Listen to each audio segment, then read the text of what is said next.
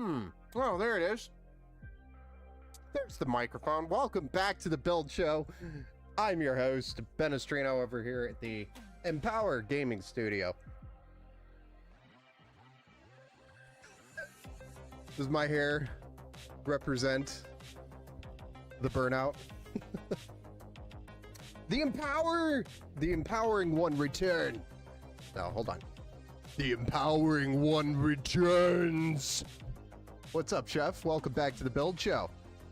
Pooter, first over there on YouTube, welcome back. Tony Munkins, welcome.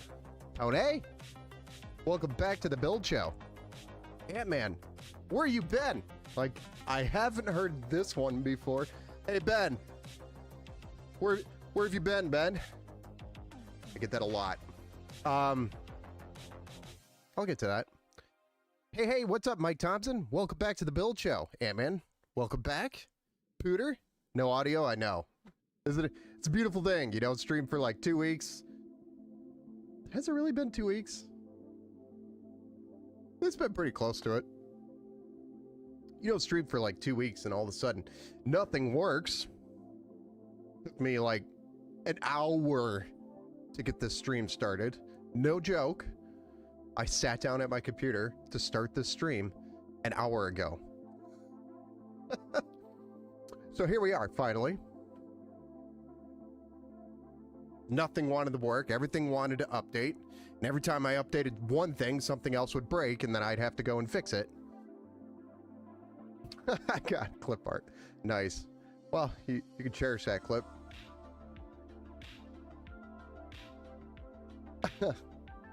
How come DDR4 skyrocketed in price? Because they're pretty much done making it. Or they're pretty close to done making it. It's not that they're done making it, it's just less of it is available. So the more and more scarce it becomes, the more and more pricey it's going to become. So, yes, we are doing a DDR4 build here tonight, though. I am going to phase out on the website probably all of the DDR4 builds except for maybe the budget builds, the budget box, or the Frostfire. This is a Frostfire that we're building tonight. Those are like the only two remaining builds on the website that I use DDR4 as I phased out everything else. Everything else is on DDR5, and with the newer GPUs, I think some of them still have, for some reason, a 40 series that I have to fix. Anybody that buys a 4060, for example, on my website gets a 56. Actually, you get a 5060. If you buy a 4070, you actually get a 5070, just for awareness. That's because I just haven't gotten around to updating the website side of it, because it takes a lot of time.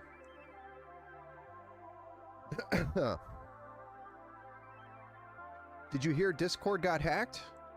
I heard your Discord got hacked, yes. I did. I didn't hear, but I thought that was a long time ago. Keep the DDR4 builds, but make them X to the price of DDR5 to mess with. That's not the intention of the DDR4. DDR4 builds are supposed to be cheaper, you know? It's supposed to be a cheaper price, not more expensive. Check Discord. Twitter, I'll take a look. Discord for me is on another screen. Hold on.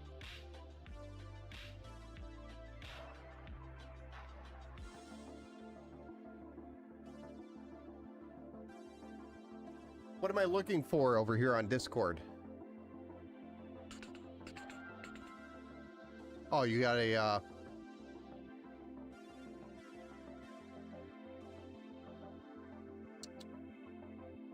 the clip. Got it. I see it. I see it now. Under the live stream section, Pooter was able to capture a funny clip. I hope y'all cherish that one. Wary over on the kick side needs to get a nice boot. Beautiful clip. Well, I'm glad we can make something happen. Okay. Well, I know it's been a long time. Yes. It's been a long time since I've streamed. I apologize. It's not typical of me to go this long without doing some sort of stream. And the main reason why is I've been burnt out. And it's funny because it's not like insanely busy on the Empower side, but there's a lot of things you don't see, and I've talked about this before, you don't see happen. And maybe I just need to be more transparent about all that stuff that happens on the back end. So I do a lot of service.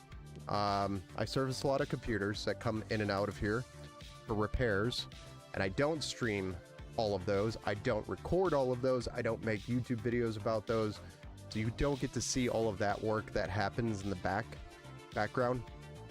I've had a ton of computers come in here with people that are trying to move from Windows 10 to Windows 11, that were some of which were very time sensitive projects that I had to help them with.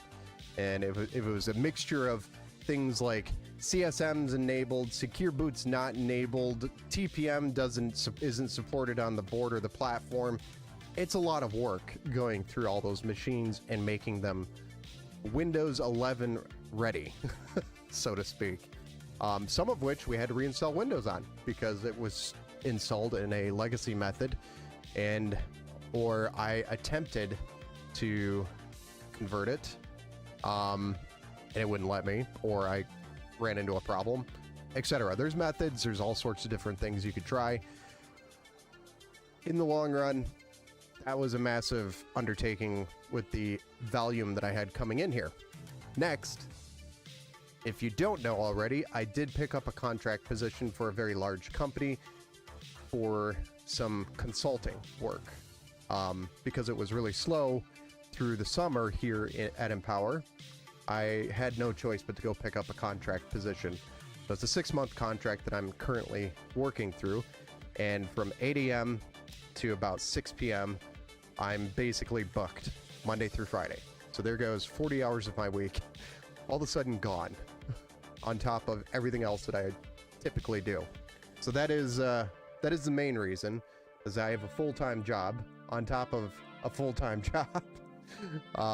So the streaming became a priority thing. Like, well, I got to get all this stuff done. I don't have time to try to fire up the stream right now. So now that we've settled, the dust has settled, I can get back to streaming.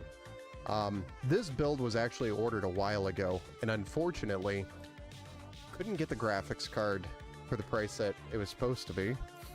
And I placed the order, it never showed up. Placed the second order never showed up. Had them send me another one. Finally, the third one showed up, but it took like a week and a half to get it here. And I don't know why that happened. I don't know why this keeps happening. But yeah, there's 2 RX 6600s floating around there somewhere that are just gone. So that happens a lot to me. Don't know why. But I have the card here now, and that was the major holdup for this build. Or I would have done it at some point between the last stream and now, and then I would have had another stream tonight anyway, because I have another project. So now we're doing 2 PCs tonight, now that we're in a good situation. Don't kill yourself to make a buck, Mike Thompson. I don't even make money doing this. A lot of people think, and I talk about this a lot, a lot of people think PC builders are just rolling in the dough, you know, we're just making all that money, you know, because we're charging you $3,000 to build your beast computer. They don't realize that like 150 of that's actually that's 150 of the $3,000 is probably all the builder is getting or making off of that. After all that work, is it worth it? For me, because I'm passionate and I love doing it, I think it's fun. It's worth it to me. So, and I of course love building for people and seeing people's faces for the first time when they see their first build. There's just something special about that. Hey, what's up, Mike? Welcome back to the Build Show. Hey, yo. Hey, yo. Damn Silent Hill 2 Remake Recharge. Welcome back to the Build Show, Steve Anderson. Challenging and scary. Oh, that's one I actually wanted to try. Don't give me any spoilers, Steve. if it was anything like, let's talk about scary games for a minute now. Scary games that I played when I was a kid. Let's go there. That sounds like fun. Let's talk about it. Let's see here. Painkiller. Anybody remember the old Painkiller first-person shooter? That one was scary to me because I was a kid when I was playing it. Well, kind of a kid. And then another one that was not like scary, but it was more of like a jump scare, and it got me. The other two that I played when I was younger, that was more like jump scare, not really like, oh, this is creepy, freaky, scary, you know, not like the Ring kind of creepy scary, but it was jump scare. It was Fear, First Encounter, Assault Recon. If anybody remembers that one, Fear. That one had me jump scare out of my chair. And then same with Doom. What version was that? Which Doom? I can't remember what version of Doom, but Doom had a jump scare where it like startled me out of my chair as well. I literally fell backwards out of my chair on both of those. And probably one of the main reasons why I love both of those titles. They got to me. Tony, I still have the game in my Steam account. I loved it. Yeah, Painkiller was a special game because of the physics in that game during its time was just like at a whole nother level. Like the ragdoll of the bodies, or that stud gun that you'd shoot and they would like nail the enemy to the wall. It was so cool.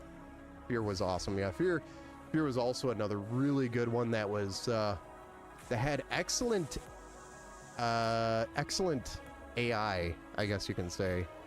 AI, the enemy were very intelligent, so it kind of engaged the game differently. And during that time, we were really used to like Call of Duty 1, where everything was just scripted, or Medal of Honor, where everything was just scripted, and all the ally units and enemy units all had waypoints that they would just follow.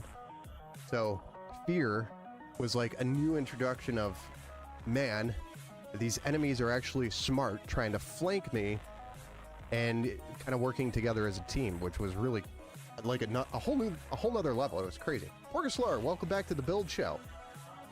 Nice stream, buddy. I would love to be a friend. Kindly add me up on Discord.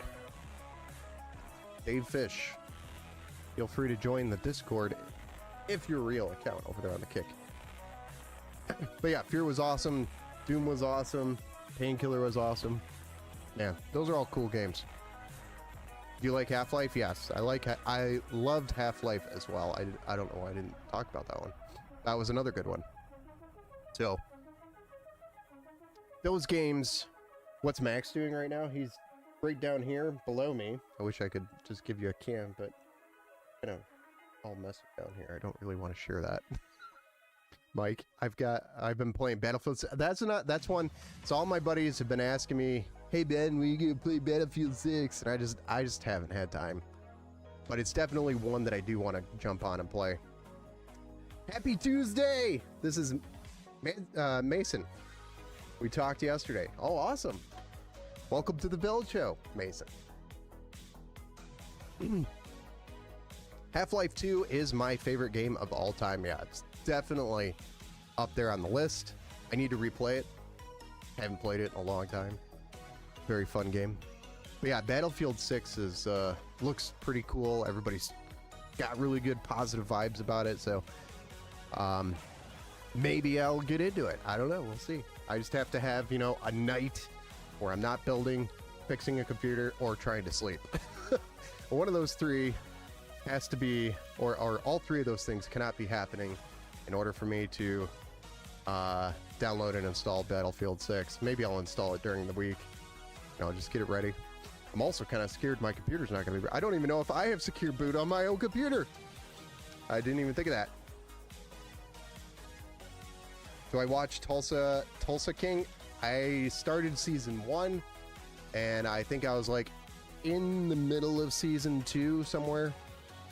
And that's where I stopped and ran out of time. I usually would pull it up while I'm doing repairs and stuff,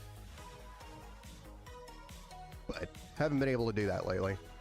I would be playing, but the damn secure boot computer. Oh man, secure boot. I'm just so surprised you don't have secure boot enabled. Peter, I have a pretty good idea of what's going on with yours. I'm pretty sure secure boot is enabled for you, but needs to be adjusted, or something needs to be changed. I just had another computer with another customer come through the same problem. We ended up disabling secure boot, rebooting, going back into the BIOS, re-enabling secure boot, and then changing it from custom to standard, rebooting, saving it and exiting, rebooting, going back to it and switching it back to custom, and then went back into Windows, and then all of a sudden secure boot was enabled. So it was a really weird process. And that was a Gigabyte motherboard as well, by the way. So, might need to make a video about that, because it seems to be a common thing.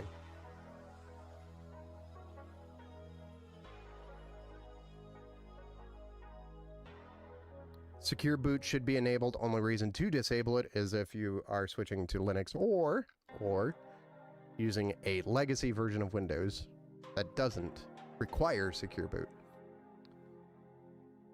But then you won't be able to do things like, you know, play Battlefield 6. Found a 1,000-watt power supply, ATX 3.1 ready, and a PCI 5.1 ready. $129.99 on sale from $169.99. Gold rated. Game Diaz. Helios. Game Diaz. I think I'm saying that correctly. Porcuslower. Ben, I have finally saved up like $300-ish. Do you think it would even be possible to make a new PC? No GPU. Porcuslower, I think we could make that work. You'd be probably... You definitely could do the motherboard, CPU, RAM, case, maybe power supply, and a small SSD. But if you're thinking AIM-5, I would go more towards like $500, $600 being your budget if you want to get to AIM-5. AIM-4, we should be able to do it, but with the price of RAM, it's gone up. So for example, I don't know if you saw on the Discord channel, Porcuslower, I posted in the hardware chat, I found an AIM-5 Ryzen 5 5500 and a B550 motherboard for around $100. That was a really good deal. Like, if you can find something like that, it's open box, but really good deal at Micro Center. Find something like that, and maybe you can make that $300 work. But yeah, I do have that available if you wanted it. I haven't picked it up from Micro Center yet, so I don't even know actually if I have it yet. But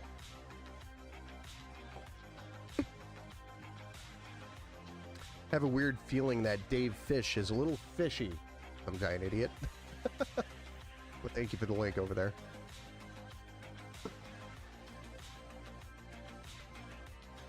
And install Linux on a $100 old PC. 100 old PCs. I don't know if I'll do that. I'm not like a Linux guy. I've never really been a Linux guy. I know my way around it. Because, you know, I actually use Linux to do data recoveries when Windows doesn't work. So I boot into like a Linux Lite USB drive. And I'll use that to recover data in a GUI. But that's about my limitation. That's what I use Linux for, honestly, is when Windows fails, I use Linux to recover the data out of the Windows failed drive. It's kind of funny how that works. But yeah, no, I mean, if you can use Linux on an old PC and save it from going to waste, I mean, that'd be pretty cool. Onra, what's up? Welcome back to the Build Show. It's been a while. It's been a while. Hey, let's start the build. Let's get into this. Do this. Yeah. Yeah, we got a build to do. We got 2 builds to do. Hey. Double build Tuesday. Let's see if we can get through it. All right, so this one's for Janet, who ordered the Frostfire on the website. Frostfire, for awareness, uses the Oakiness Aqua 3 case, and it is in black. But just to kind of go through the build out, we have a Ryzen 5 5500, which is an AM4 processor, 6 cores, 12 threads, on a B550M Pro VDH Wi-Fi motherboard.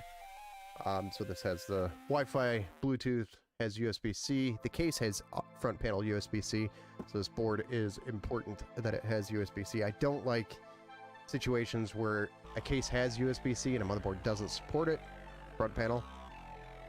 So I try to always match the board with that, so I don't have a dead port on a case, especially when it's a customer that might be new to PC. It's just annoying to have to deal with that. So annoying on the customer side. Hey, why is this port not work? You know, it's there. Why doesn't it work? Kind of frustrating. Would be for me too. If I knew nothing about PC and I tried plugging something in and it didn't work. So anyway, B550M Pro VDH Wi-Fi, and then we have, I believe, the 32, if I remember correctly, 32. Pretty sure this is supposed to be a 32. Or no, it is a 16 gig kit. So 16 gigabytes DDR4 3200. This is Pinnacle. If you're not familiar with Pinnacle, they've been around for a while, this kit. And I use it when I can't find like Team Group, T-Force Delta, or Team Group, what's the other one? And I'm thinking of Vulcan RAM. This is kind of my go-to option secondary before then go into like King Bank or something like that. We have a 1 terabyte M.2 Gen 4 SSD by Silicon Power, which is a UD90, and then an AMD Radeon RX 60 by ASRock. And then we also have an Assassin X120 Refined SE addressable RGB cooler, which has got 4 heat pipes, more than enough for this cooler or for this CPU. And then a 650 watt 80 plus gold power supply by Sedratep. It is a very budget friendly build, but very powerful at the same time. So you'd be able to pretty much play anything in 1080p on this computer. And we'll make sure, obviously, Secure Boot's enabled. We'll make sure PPM's enabled, and of course, Windows 11 is going to be installed on the system. So all of that stuff will be done before it leaves here, so you can play things like Battlefield 6.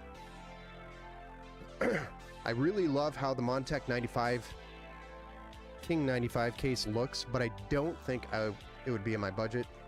I do have one here that is in black that was open box from Micro Center. I think it was around $100. It was about a $50 savings. So I do have one that's on quote-unquote clearance if you needed that case for sure.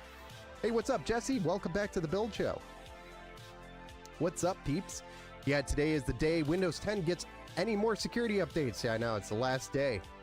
Make sure you go update if you're staying on Windows 10. That could run 11, but Microsoft is being a dick. Well, I mean, you know, Microsoft. I got a couple computers in that are that customers want upgraded to 11 right now, and they, even though they meet all the requirements, the operating system update to Windows 11 says no. Even though it has TPM 2.0, it has Secure Boot enabled, all the features it needs enabled, and it still does not want to do the upgrade to Windows 11. So any thoughts on why that's happening? Feel free to share those. Those are the next two that I have in line, but I have to work on.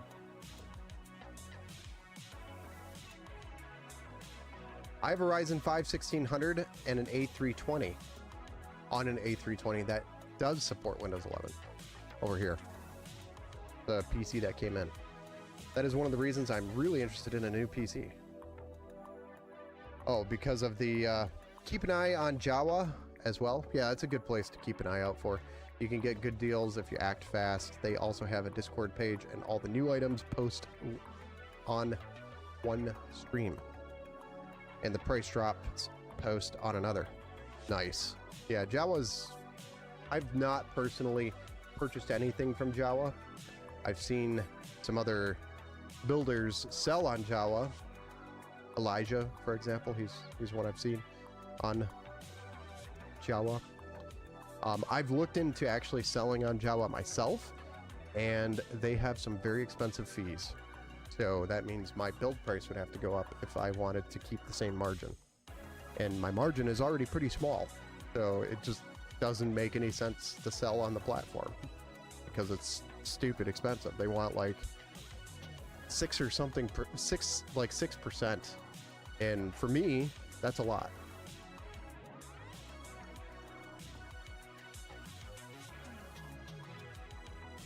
Oh, is it 14 to 15% total now?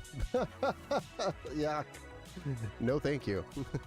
That's even more than when I originally looked at it, which was a few years ago, or a couple of years ago when they first, it was like right around the time when they first started. I was like, what is this? And I looked into it. I was like, meh, a little high.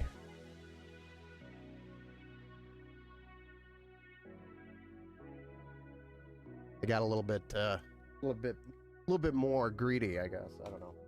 All right, so let's go ahead and start this build. Don't really need to move anything. It's a nice small build. Don't mind doing these.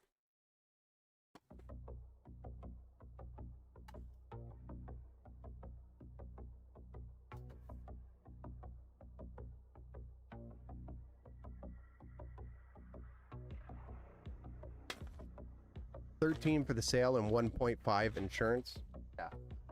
You're paying for a lot of extra crap. And I'm surprised people still sell for the price they do on Jawa because of that hike.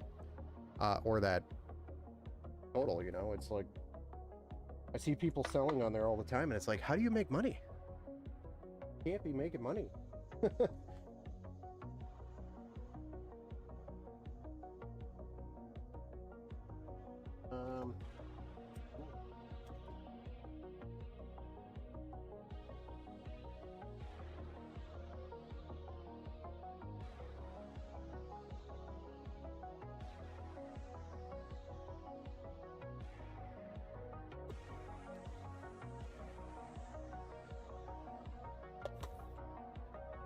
Oh, that's the wrong build. You know, that's one thing I forgot to do in my hour prep is change that. So that exclamation point build is incorrect, guys.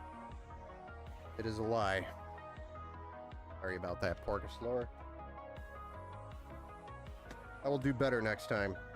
It's been like 2 weeks, okay, guys? Yeah, I feel like parts would be a lot easier to sell on there because you're not putting a bunch of time into it, investing time. That's my biggest problem is like, I could sell parts on there all day. In fact, I probably should because I got a bazillion parts here. Holy smokes. Not good, guys. I'm like bleeding parts right now. It's just everywhere you look, there's a stack of parts. And it's like, I don't really want to get rid of this because I could use it. Hoarding computer parts.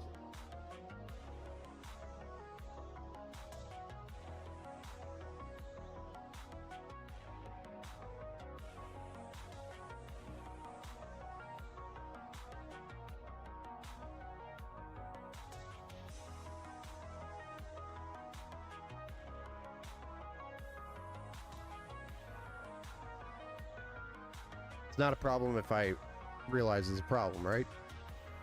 Hey, what's up, Mike? Howdy, Ben. I think only way that selling on Jawa works is buying every PC part secondhand, used, and basically that what Empower Gaming do you is buying everything new, which is way better. Yeah, I do it new because I want the warranty behind it. If a customer comes back to me, I have a manufacturer warranty to back it up. Plus, you're getting new parts. Secondhand.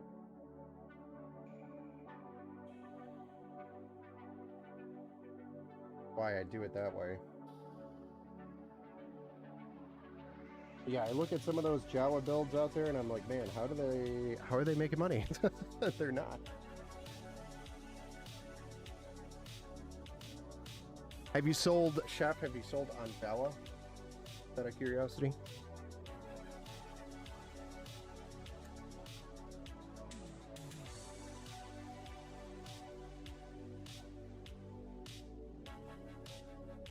Battlefield 6 handles your build on Ultra Overkill flawlessly, Ben.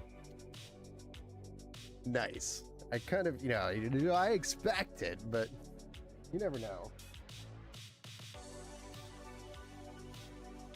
Plus on that massive screen you got.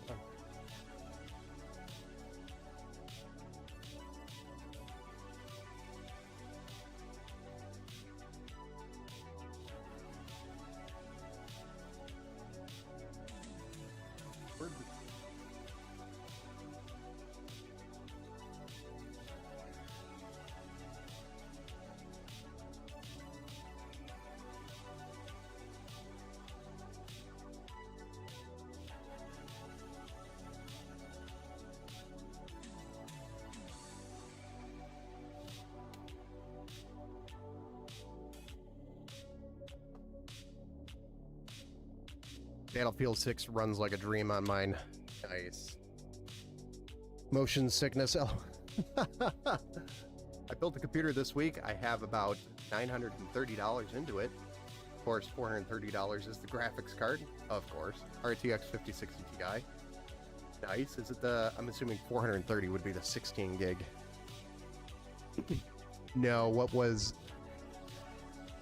All I got is 3 PCs, 2 work, 1 doesn't. All 3 are on DDR3 RAM, LOL. Well, I've been there. I just use them to make one of them work better. Got it. No, what was that? I sell most of my PCs through my employer's marketplace. Large company. Oh, interesting. Hurricane, what's up, man? Welcome back to the Build Show. Tony, I thought it was pretty cool. They don't use ray tracing in Battlefield 6. Yeah, I'm kind of happy to see that, actually. I'm sick of this ray tracing stuff. For multiplayer games, it doesn't make sense. For, like, a single-player title, that's where it makes sense. So, why bother the work behind it?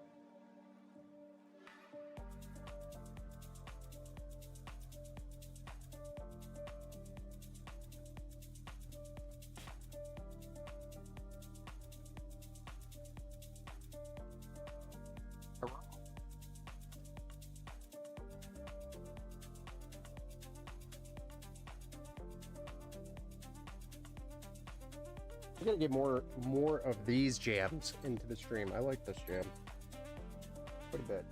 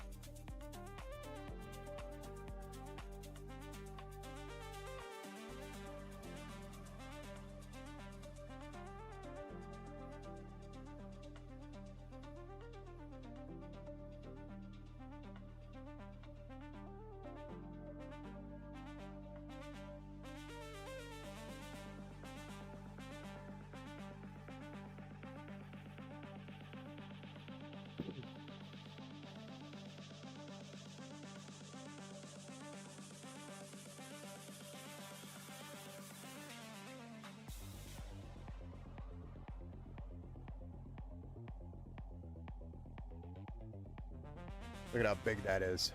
It's a big tube of thermal paste. You want a taste? Here. Have a taste. Here. Have a taste.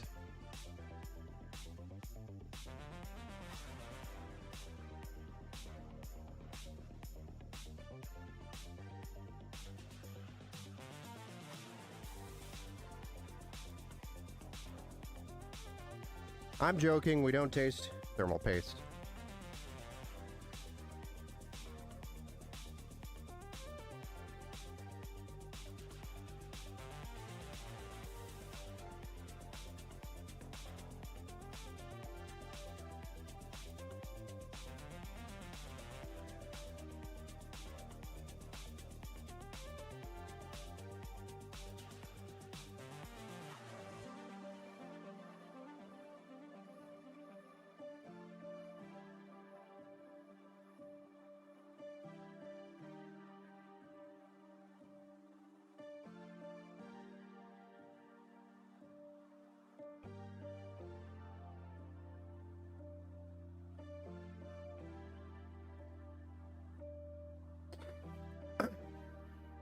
Yeah, it's the 16 gigabyte RTX 5060 Ti. Nice, nice, nice.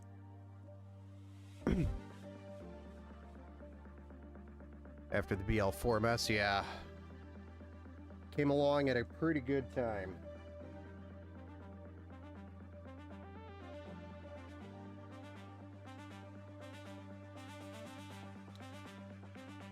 The only downside to the BF6 release is that everybody called me that didn't have secure boot enabled, and they're like, I need it. Now. I was like, all at the same time. That was exciting.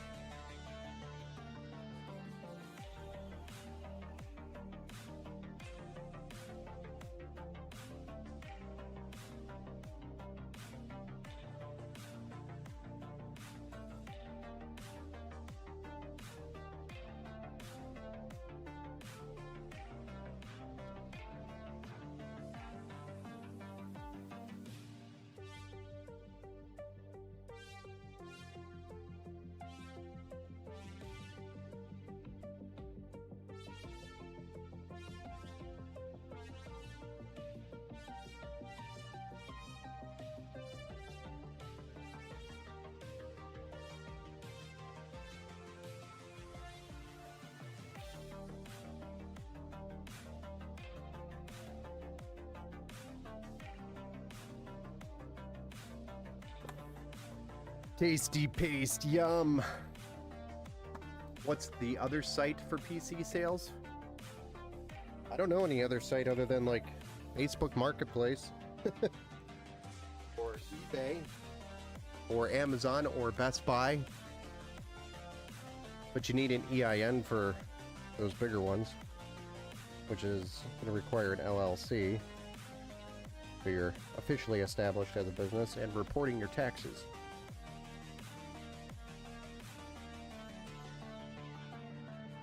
Lots of fun.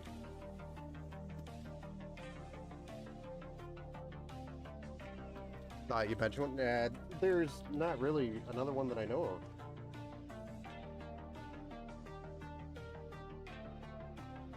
Jawa's like the only marketplace outside of like Facebook Marketplace.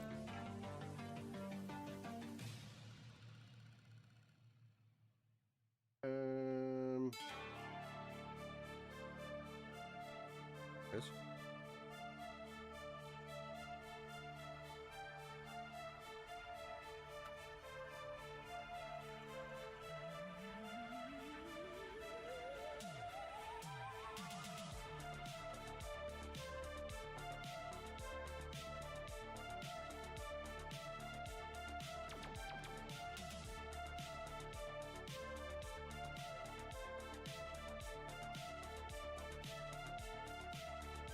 A couple of my friends had to refund the game due to that. I'm like, I have no clue what to do in that situation. What do you mean?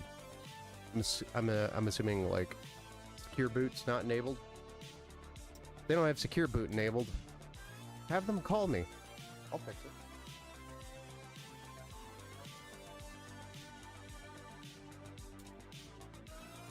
That's what I've been dealing with lately. People that are worried that they're going to break something by going into the BIOS, which, you know, if you're not comfortable doing it, then don't do it. But it's not too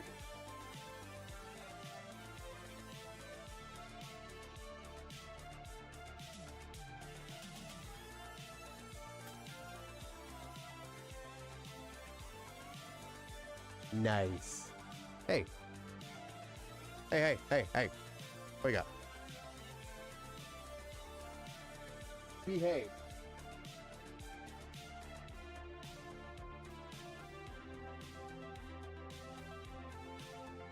And you had like 2 weeks off.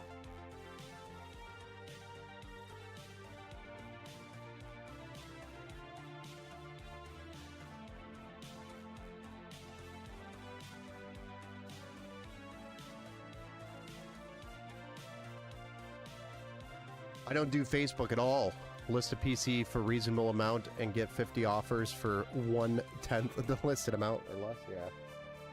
Yeah, I understand. Well, I don't do like PC listings on Facebook. I just list my service. I'm like, I build PCs, and then that usually brings in the intriguer person that's interested. Not the person who's trying to look, who has a $100 bill and wants to buy a $1,000 gaming PC with a $100 bill.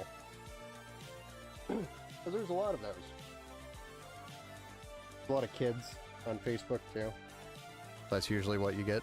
I found a Samsung Odyssey G9 49-inch monitor on Facebook Marketplace for $100, but I'm after PC stuff. Most stuff on Facebook Marketplace is not a deal where I live, sadly. That goes for anywhere. Everybody thinks, you know, I can just list it at new pricing on Facebook Marketplace, and it's like, nah, that's not how it works. They always list it as like new, and then you look at it and it's got like cigarette tar all over it. It's like, no, that's not new, brah. That's old and gross and grimy. Definitely used. Like new. Know what I got. I know what I got, man. Yeah, you know what you got. You can keep that, because nobody's gonna buy it at your asking price. Then as soon as you like ask them about it, they get all offended. Oh, I can't believe you would take my asking. Offensive. I love Marketplace. Well, I don't like sell on Marketplace. I just list my server. I actually get a lot of messages like that. Every once in a while, when I have a PC that's just sitting around, I'll list it there. If it goes, it goes. Right here, USB there, front panel, P. One.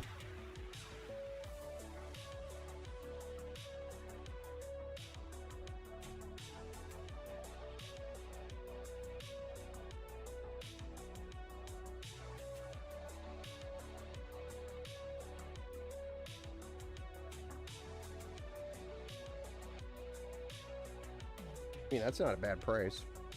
$200 for a 3070, not terrible. That would be a really good card to start out on for that price.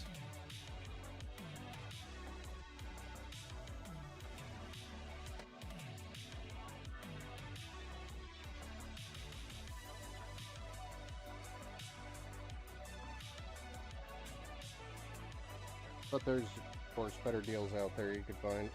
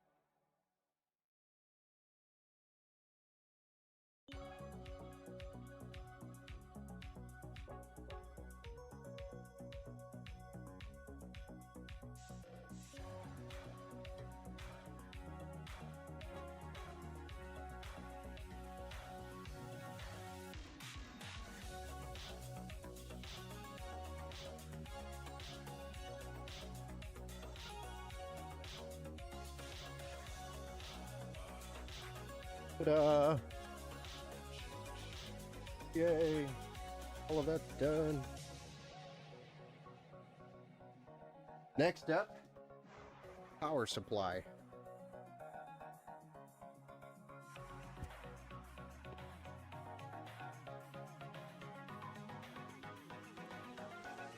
Huh. It is the only type of GPU listed, LOL. Oh, interesting. Where are you? Chapter FN is an RTX 5060 and a Ryzen 7 9700X good? Yeah, a great combo to start out with. You got a decent, very nice CPU actually. 8-core, 16-thread, Zen 5, and then the RTX 5060. Though it's like it's a, I guess it's an 8GB GDDR7 graphics card, but it is a 5000 series, so it has the DLSS that you'll want for most of today's games, newer games that support it. So it's definitely a great pair to start out with if you're just starting out. Plus, both of those components are not insanely expensive, so you could do that build for a pretty decent price and not completely drain your bank account.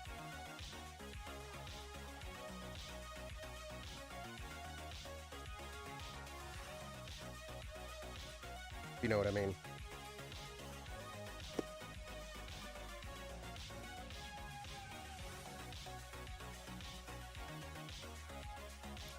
Colorado. Ah, that makes sense. Okay, thank you. Drop it a follow. Yeah, feel free to follow. We also have a Discord channel if if you're building and have questions around the build, or if you have more questions about matching up components, etc. You can type !Discord in the chat and it'll spit out the link to the Discord. Thank you, some giant idiot. Have you tried OfferUp? Steve, I've actually tried OfferUp and it's terrible. I believe for MSI boards you need to set up secure boot manually, then maximum secure. I don't know MSI board. I'm building with one, but I don't know off the top of my head. Every time I look at it, I have to like look. I stumble through it.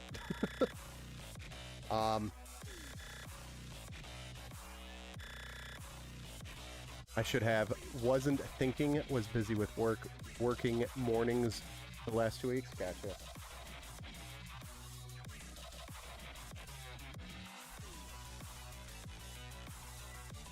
Yeah, I'm definitely going to probably start a Discord channel for Battlefield 6, and we've got a pretty large group that I think will be playing there.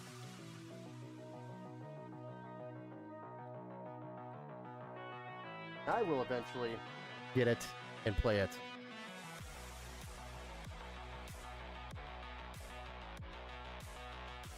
What are the specs in the PC that we're building right now? So typically in most streams, not this one. This stream I didn't set it up. I was kind of in a rush to get the stream started. But you typically can do exclamation point build and it will tell you the specs. But the specs that it spits out is incorrect right now, because I haven't updated it since the last stream. So don't read that, ignore that. But this build we're doing is a Ryzen 5 5500, a B550M Pro VDH motherboard, 16 gigs of RAM, Thermalright Assassin X120 cooler, 1 terabyte Gen 4 SSD, an RX 6600, and a 650 watt power supply in the Okinawa Aqua 3 case. So let me just finish mounting this.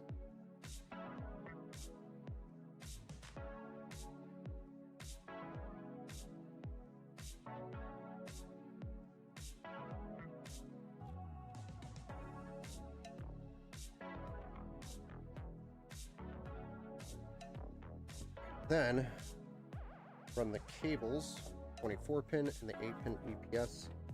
We can also run GPU power cable as well. Now that will be required.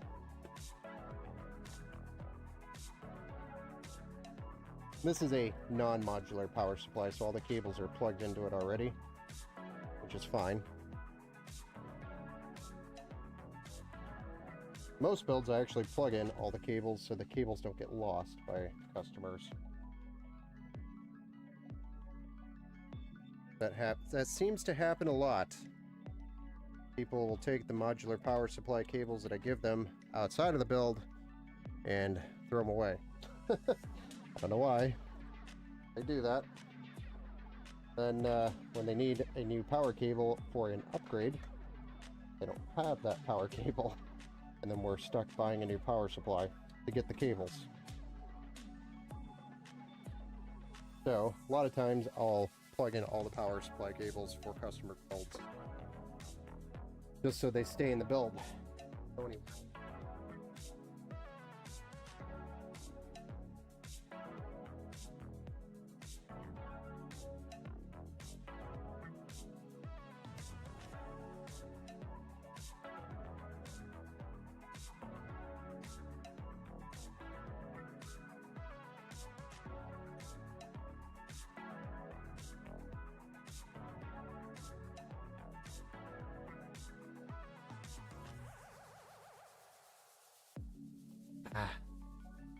Trying to sneak this one in.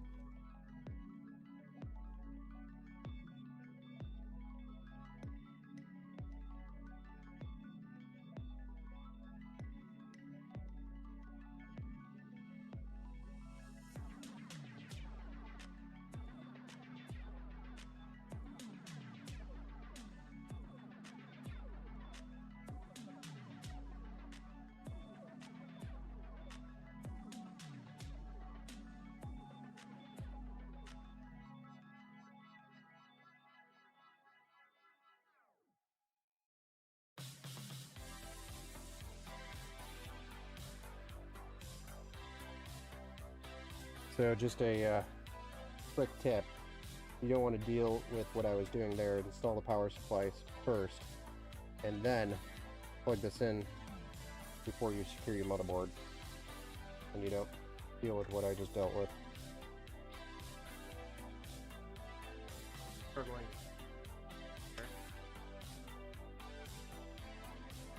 Just to plug that in.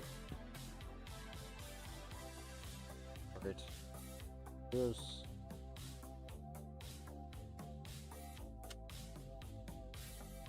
Custody out.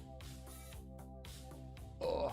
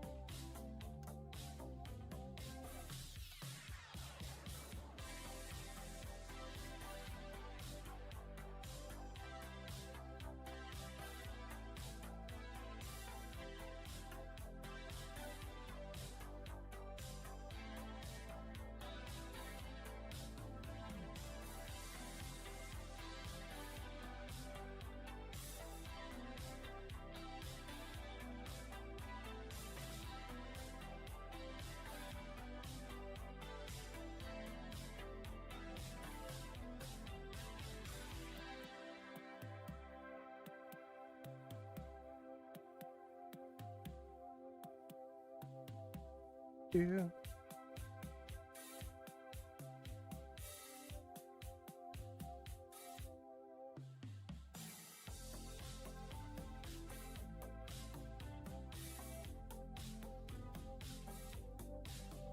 Alright, that we just plugged the PCIe cable, power cable in for the graphics card, and now we can secure this card and on to cable management on the backside.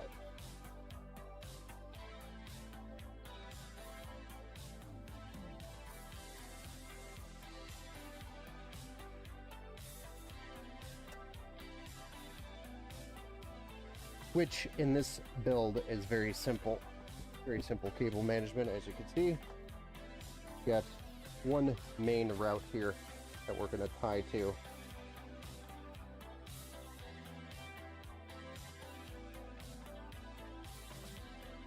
And everything else just kind of falls into place. Super simple.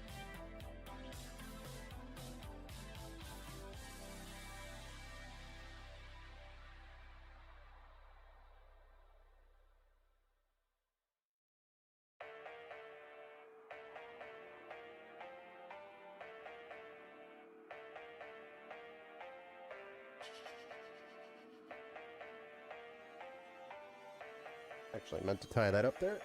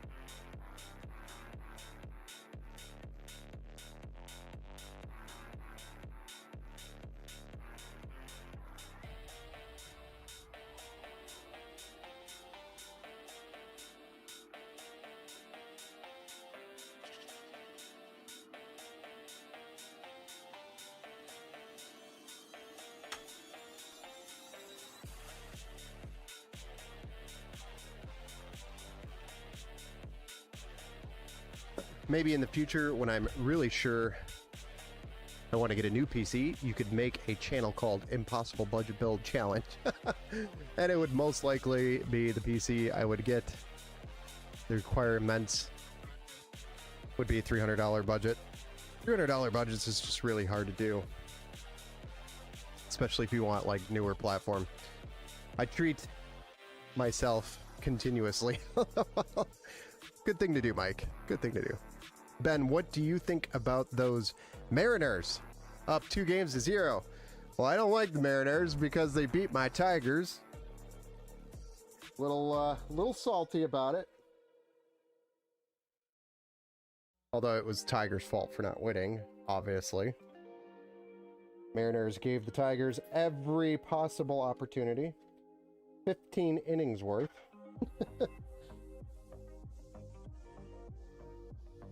And I think if the Tigers would have made it, we'd be in the same, or if not close to the same situation that the Mariners are in with the Blue Jays right now, which is up 2-0. But I think it's good for Seattle. Good for them. They haven't been to a World Series yet. Ever. At least the Tigers have been there. I can't complain too much. And I guess that's good for the Mariners in the city. Good for them. That's all I could say. Outside of slightly being salty. Well, hello, stranger. Oh, come on. It's not been that long. Calling me a stranger.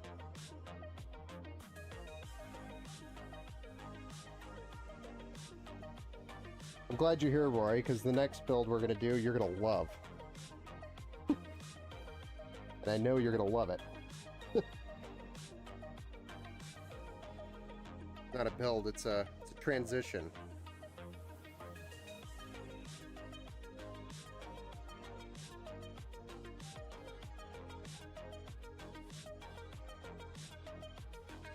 Hey man, we're gonna stuff this one right in the drive cage just for you.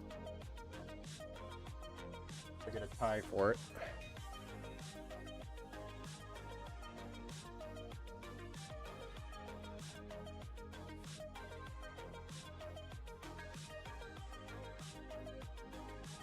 I know you love it so much. Love when I do this.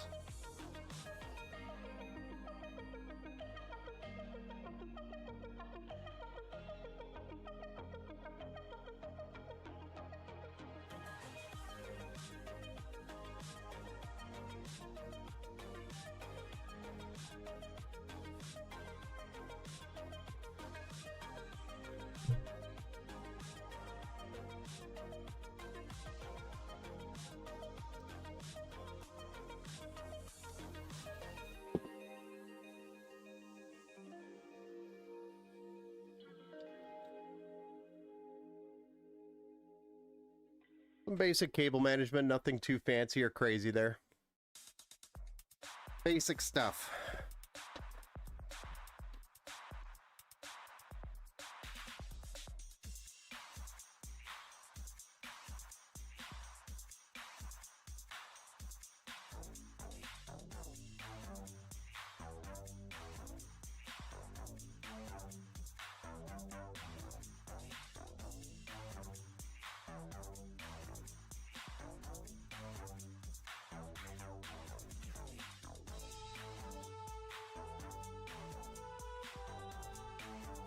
All right, nice and clean. Nice clean build. Let's clean up some of this hardware and then we'll fire this bad boy up. Bad boy.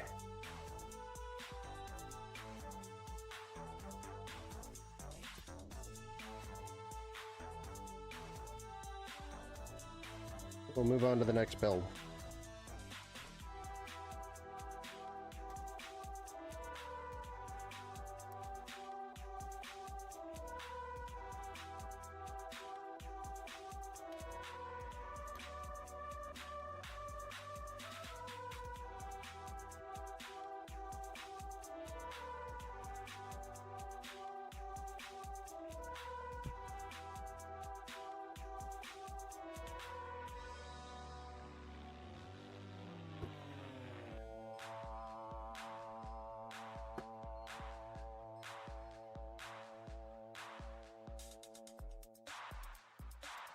Oh yeah, I finally broke my my cheap Dell mouse that was here. The wheel broke after I got frustrated and smashed it on the desk. It stopped working after that, so. Ripe old Dell mouse. It's okay. I replaced it with a Logitech G Pro gaming mouse. Wired.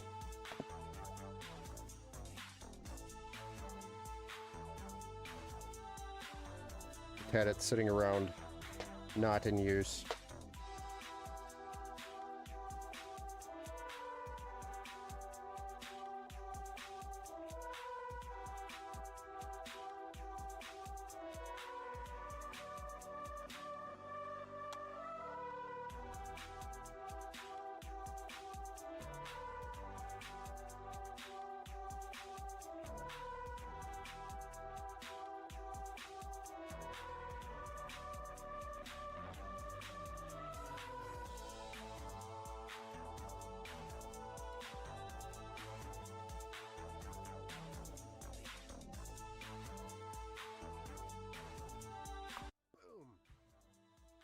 Shocker.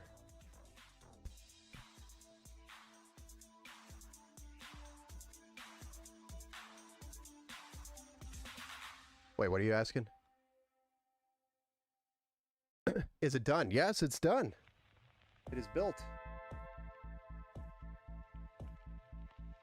There she is. Is the keyboard and mouse combo for something else? It's for PC test. It's on the bench here, so it's just along with all my other crap. Zip tied packages that are somehow getting. There we have it. Let's fire it up. The transition is nice. Thank you. Shame, Ben. What are you shaming me for breaking a mouse? It had it coming. It didn't do what I was asking it to do. It ended up being something that wasn't its fault, but that's besides the point. All right, here we go. Y'all ready to fire this up?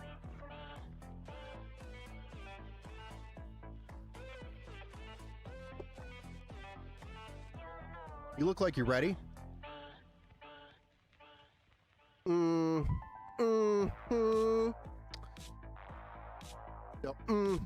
Me.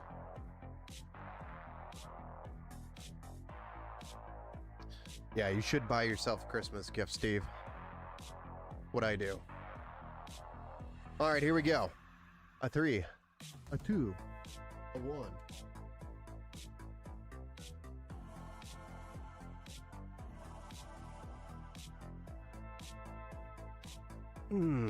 Yeah. Looks good. But does it post? It's live! Wow, that's crazy. It looks amazing. Oh, thank you. Oh, Chef, come on.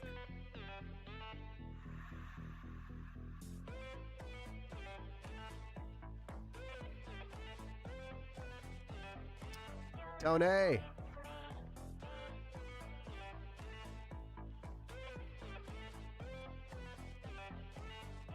Is that a 6600 XT GPU? Yes, it is. Under $200. And we got a post.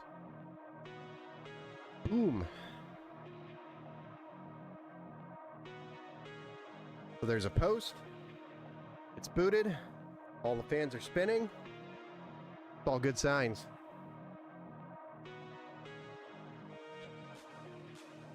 It works. Does it have Windows installed? No, it does not. So you'll start off with the BIOS.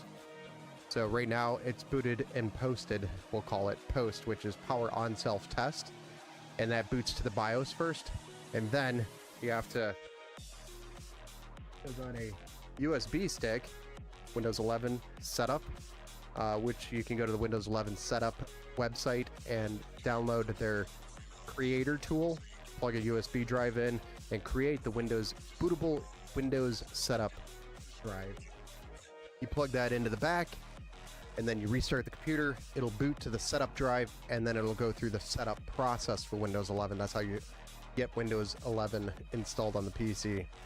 I do recommend, however, before you do that, if you're going to do the BIOS update, which I do recommend, update your BIOS first, and then make sure TPM and secure boot and all that's enabled, especially if you're planning to play Battlefield 6. So then that's all set before you install Windows.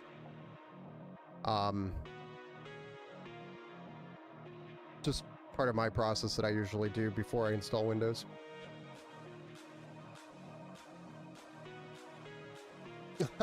I think he's just asking, like, you know, the process. It sounds like Chapter is looking to build his own, is what my guess would be. So he's kind of looking for the experience.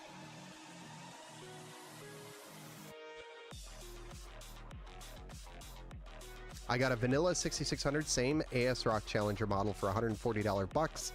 Not the best deal, but fair enough. This one was new, though, so I did have to pay the more premium price for the new product. But $140 is a pretty good price for a 6600.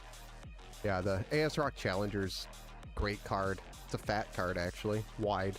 It's got some pretty large fans on it. So I do like the Challenger.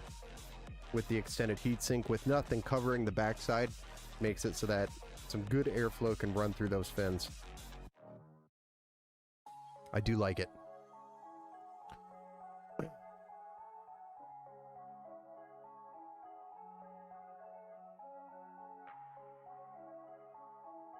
Oh.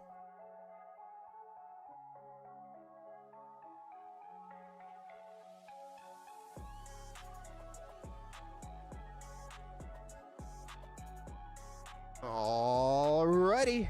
Who's ready for build number 2? It's time.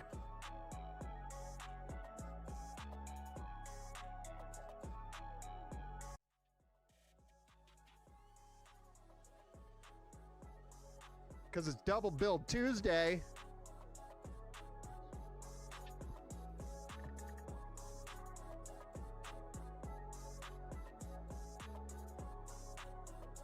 This will get moved over to the next bench where Windows will get installed, BIOS will get done, update, all that stuff.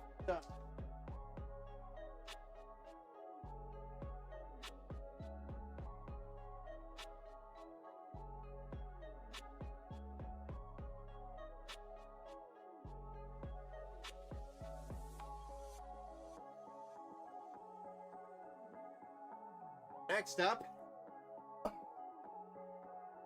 this is a customer's broken PC.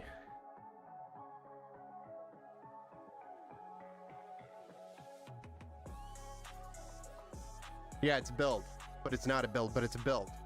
Anyway, so they play mostly, what's that soccer title? FIFA or whatever. And they get a lot of stuttering in the game. And guess what platform they're on? So before they called me and asked any of my recommendations or anything like that, they went ahead and purchased a, they're on the Intel platform right now, currently an i7 or an i9, 14900. And they get a lot of stuttering in game. And now the PC won't even boot up, I don't think. I think they're getting blue screens and all sorts of issues. So obviously, I asked, hey, did you do any BIOS updates since you first got the computer built, which was over a year ago? The answer, of course, is no. So that means none of the microcode updates were applied to this 14900K.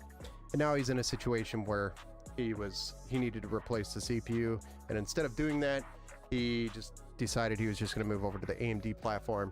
And that was before contacting me and asking me anything about it. So my advice would have been to take the CPU out, send it back to Intel, and if you needed a CPU in the meantime, go pick up like a i5 12400 for like 120 bucks or less. Actually, I think they're like 119 now, but just to put it in its place temporarily until you get your replacement CPU back from Intel, because it's definitely a sign of degraded CPU from Intel's issues. So Yes, degradation has occurred. So, without advising, without contacting me or talking to me, he already purchased the new motherboard CPU combination. He's going to reuse the RAM that's in here, I believe. Or no, he got new RAM. Yeah, he got new RAM. He brought me his cooler bracket, thankfully, and then I also picked up a Thermalright contact frame for him. So what we're going to do is make the transition from Intel to AMD. I also noticed, if you look carefully here, it looks like this card is pushed up a little too high with this bracket. I'm not entirely sure that's great position for it, but I mean, it's a solid build. Definitely not the biggest fan of this case, though. This case is less to be desired, but you can work around it. We have to get the card out, and I'm pretty sure this panel comes off, if I'm not mistaken. I don't think I'm getting that card out without taking this off.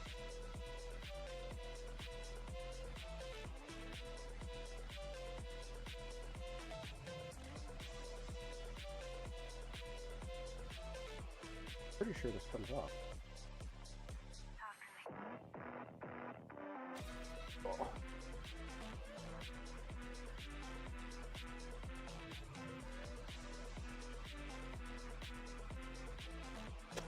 There we go.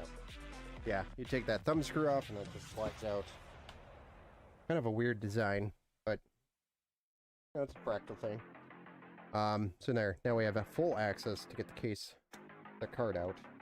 And that's what we'll tackle is, we'll get the card out, and then we'll just unplug the motherboard, because they're both Asus Tough Gaming motherboards, which is a plus, so pretty much everything should be relatively close to where everything else was on this board, on the AMD board. So we'll go ahead and get started here.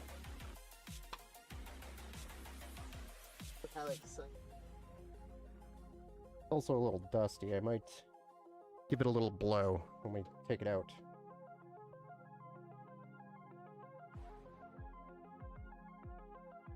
So we have to kind of unbuild it to rebuild it, and then we're going to reinstall Windows fresh. Wipe the drive and reinstall Windows, make sure it's got a fresh install.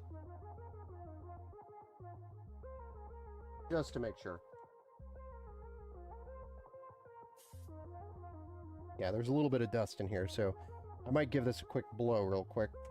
A quick blow real quick, quick blow. Price and power, I think. What are you talking about? There's a lot going on up there. Most who get a okay, well, AMD is better, lol. Why new RAM, though? Because this is probably... So you want to make sure you buy RAM that's on the QVL list, especially with DDR5. It can be really finicky. So with DDR5, the RAM that's in this system is probably on the QVL list for this motherboard. The RAM he purchased, I actually meant to go double check, but he purchased it from Micro Center. So usually the guys are pretty good about making sure you have a kit that's on the QVL list. But that's the primary reason, is compatibility. So we take that RAM kit and put it on the AMD board. It might work, but it might not work. So if you want guarantee it's going to work, then you buy a kit that you know for sure is going to work, or you look up the model number and verify.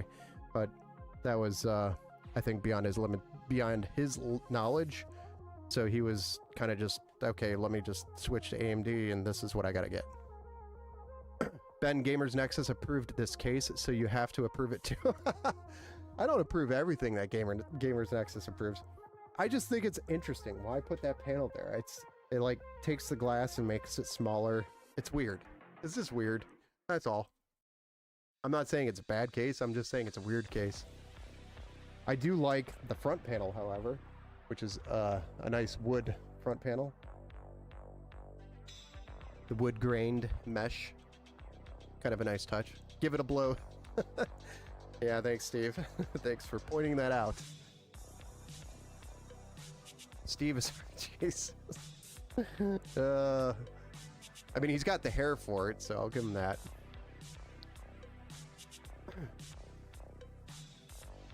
What's the difference between the 5060 Ti and the 5060?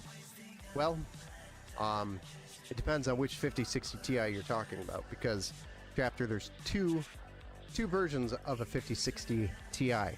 There's a 16 gigabyte version, which is the better version, and then there's the 8 gigabyte version for the 5060 Ti. So if you are going to go with the 5060 Ti, I do recommend going with the 16 gig version, or just don't buy the 8 gig version. It's really what it comes down to. If you're going to go with 8 gig, just stick with the 5060 and upgrade it later.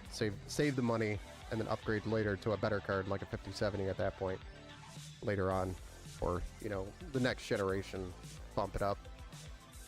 But that is one of the differences is the VRAM.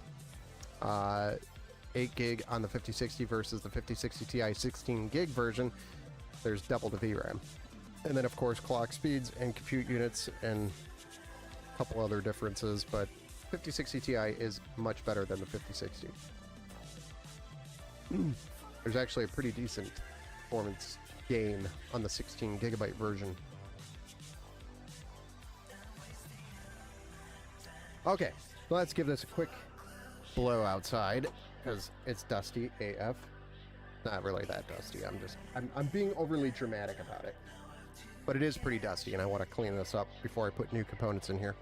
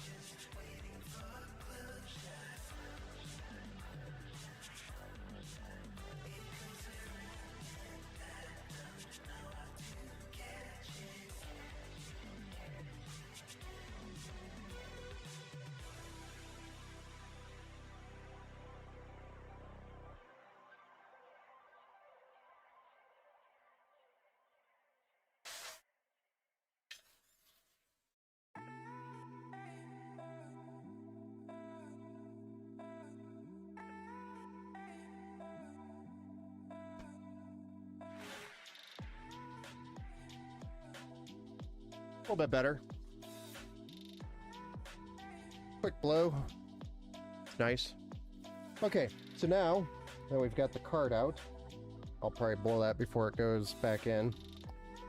We're probably gonna have to take this cooler apart to get the board out.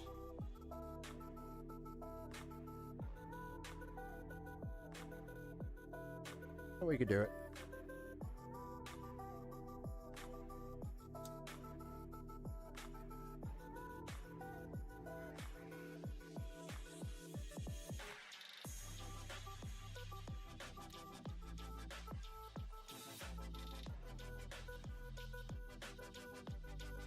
If you have a long enough screwdriver, you could definitely get it.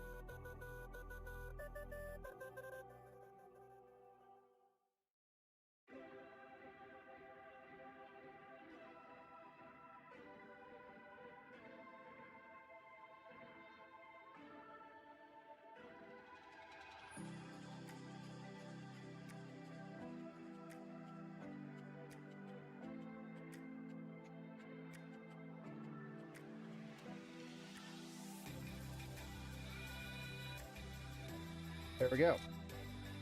Motherboard is out. Easy as 1, 2, 3.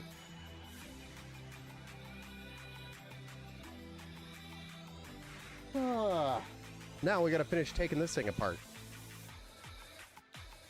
This is a Noctua NH D15 Comex Black. Uh-oh.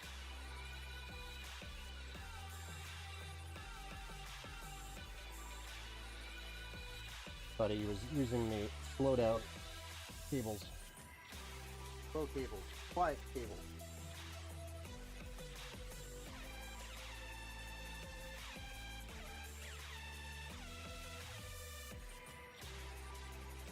We are going to be reusing this cooler. So I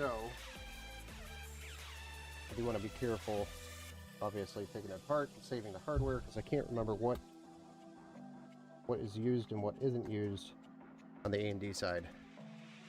What is the best AMD Ryzen 7 9700X or the AMD Ryzen 7 7800X 3D? So between the two, the 7800X 3D is actually going to be better because it has the X3D cache, but that's a Zen 4 processor versus a 9700X, which is a 9000 series, Zen 5 processor.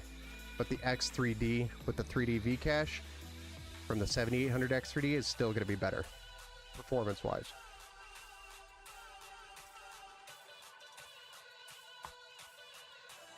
So I would go with the 7800X 3D over the 9700X.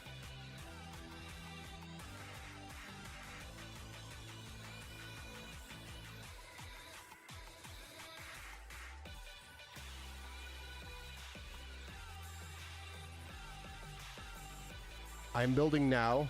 Cut it all off. And no beer. I'm bald now. Oh, bald now. You're bald now. Oh my gosh. I don't think I could go bald right now.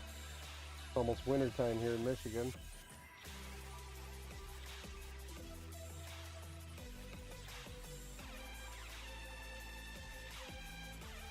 Oh. Technically, these sticks can stay on there. Next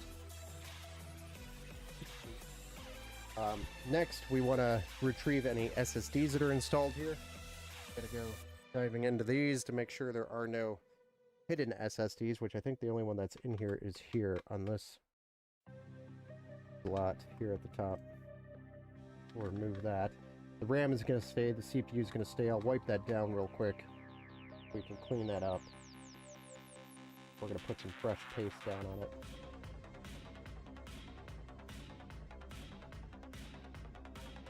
The 990 Pro.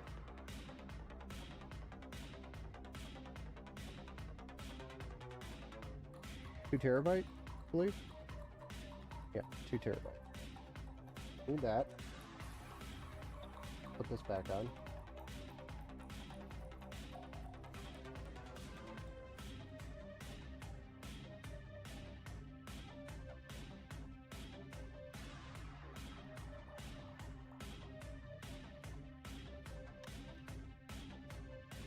And I'm just gonna cheat and look underneath.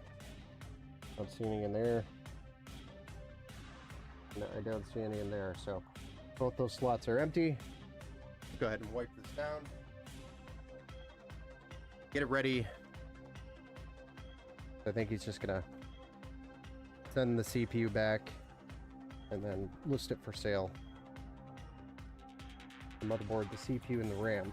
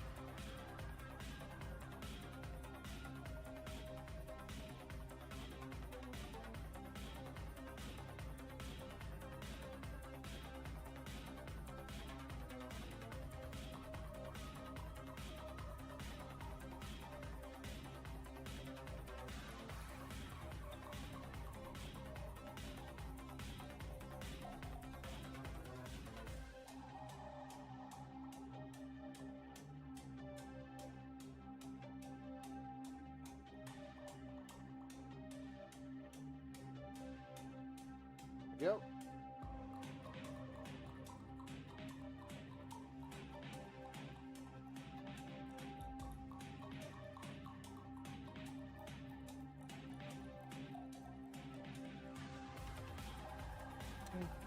And get this cleaned up.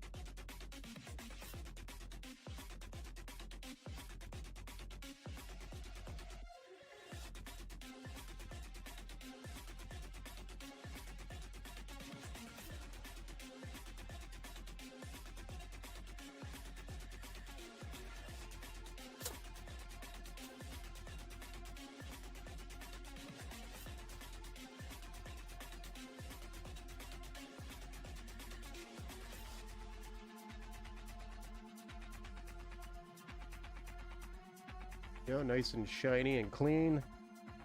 Ready for the new CPU.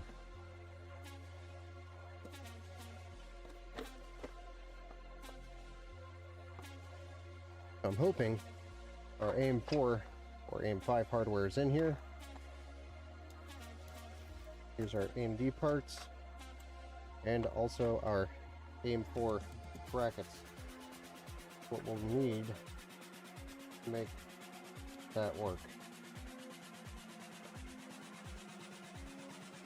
And then I'll put the Intel brackets back in here because we're not using those.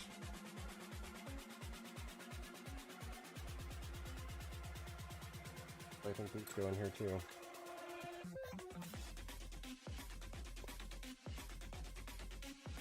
Let me just reference this really quick. AMD. I'm pretty sure there's offset mounting on this as well. Standard position, offset position, yeah. So we'll have to check to see if we could do the offset position with the graphics card in the slot. I don't think we're going to be able to do that. Don't think we're going to be able to do the offset.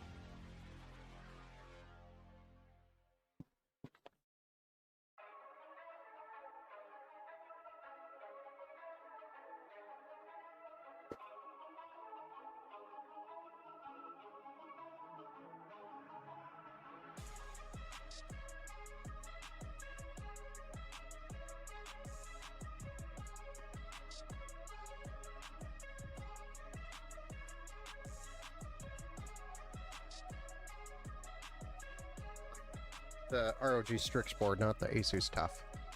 That's a big boy cooler. It is. I thought the CPU was bad. All the money he's got in that PC, he puts that big ugly fan on there. This is actually one of the best air coolers on the market, Tony. It's like a $140 cooler. $100-ish now. But when he bought it, it was probably about $140 to $150 to get it. About a year ago. One of the best. Can't get any better than that. By Noctua. Do you see the benefit in the 9950X over the 9800X 3D? Hold on. Let me look at what I'm doing. For a streaming content creation PC that I use for sim racing as well. Maybe the extra down if you need it. But, I mean, honestly, the 9800X 3D is probably going to be good enough.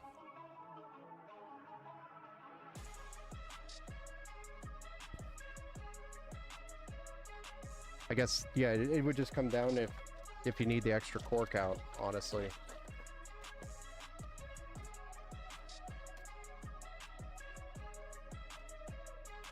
Steve, my 9070 XT is going strong, but I do get driver timeouts with it. Even, I guess it's going to happen with every AMD card. Huh. Yeah, because you had a 7900 XT, and you had some issues with it.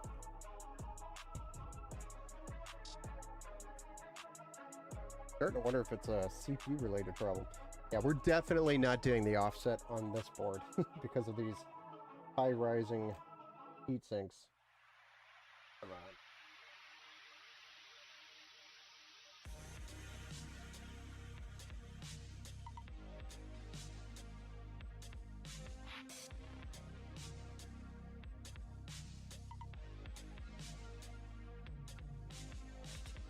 Make it peel off.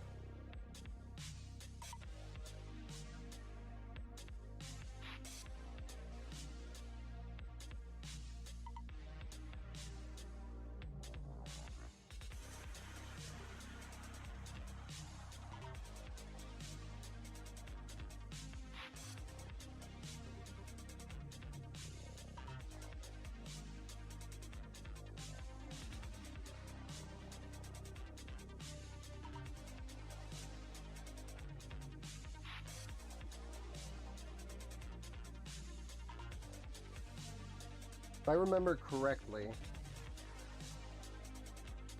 this board had some funny business with that top slot. This is a 90 Pro, so it's a Gen 4 drive. Let me look up the manual, because I want to put that in first before we obviously do the cooler. So let me look up this drive.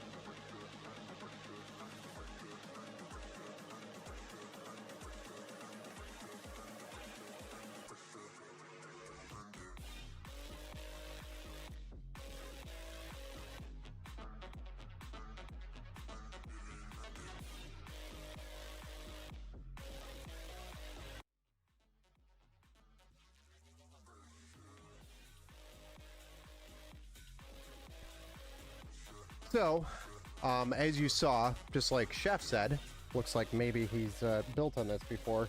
These two slots are going to share bandwidth with the PCIe slot for the graphics card. So we don't want to put it in this slot, and we don't want to put it in this slot, but we can put it in this slot, which is going to run it at full speed without interrupting the performance on the graphics card. So I'll put it in this one here, which should be M.2-3.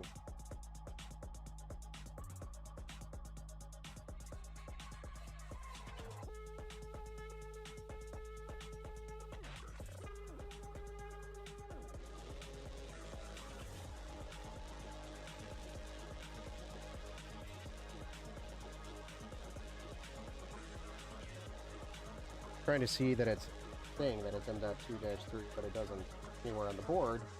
But that's where it was saying it was on the manual, so take it with a grain of salt.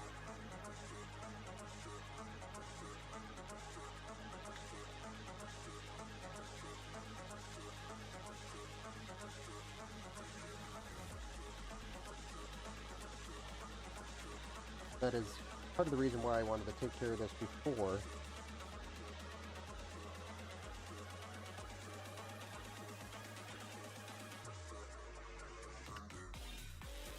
Is because that's a massive heatsink, and if it's leaning over it or in the way, somehow, obviously we don't want that. So next, we're going to install the CPU, get the socket prepared for the cooler and the RAM before we put the cooler on. Use BleachBit on Windows. What's BleachBit?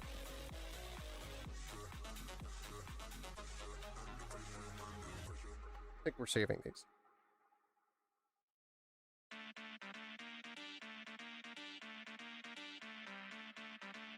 I'm going to drop the CPU into the socket, of course, gently, and then we will get the contact frame installed.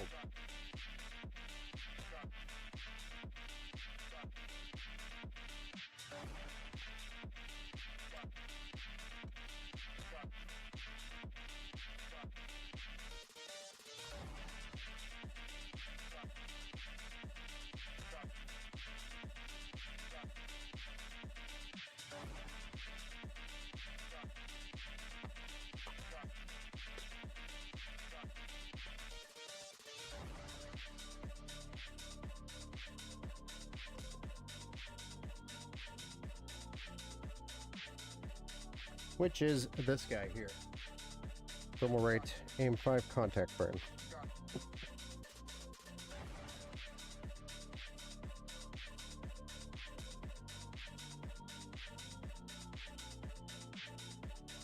This goes right over the top of the CPU, and then we secure it with the 4 screws that are included. And this is a T20 wrench to get these off, if you ever need to get them off.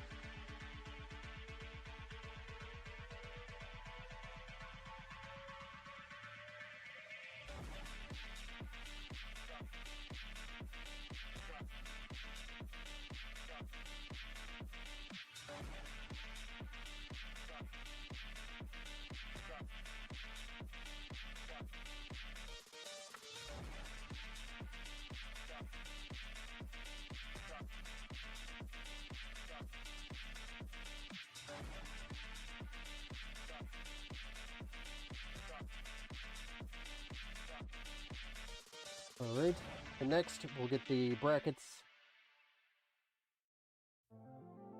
for the cooler installed.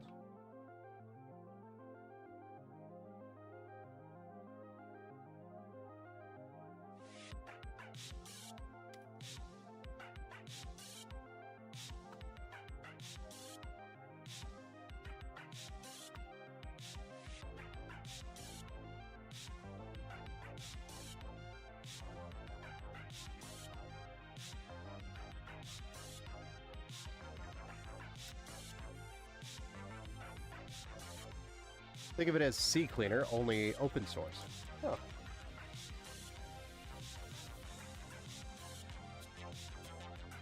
I haven't used CCleaner in a long time. Last time I think I used that was back when Windows 7 was around.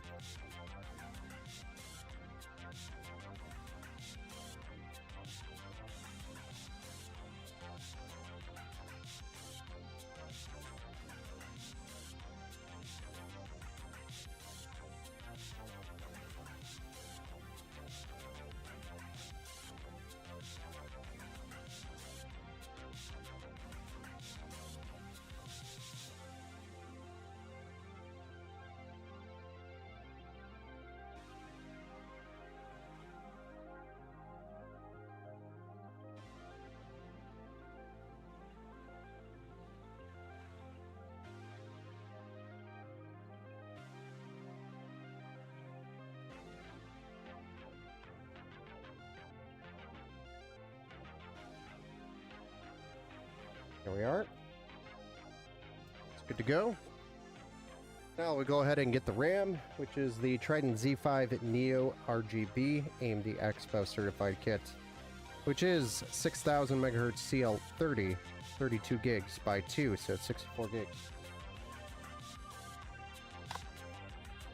Pretty hefty kit. I can't believe he's gonna cover that beautiful motherboard with that cooler. I mean, it's a great cooler. It's not a bad cooler at all. Great cooler. I got another one here right now too.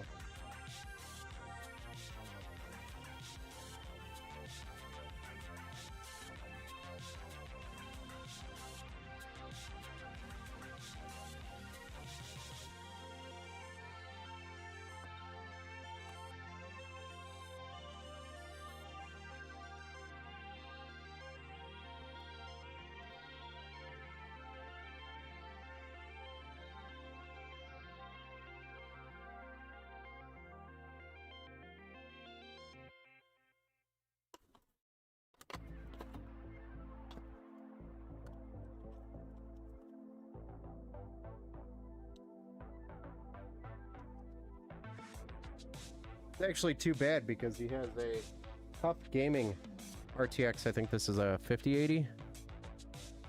Yeah, 5080.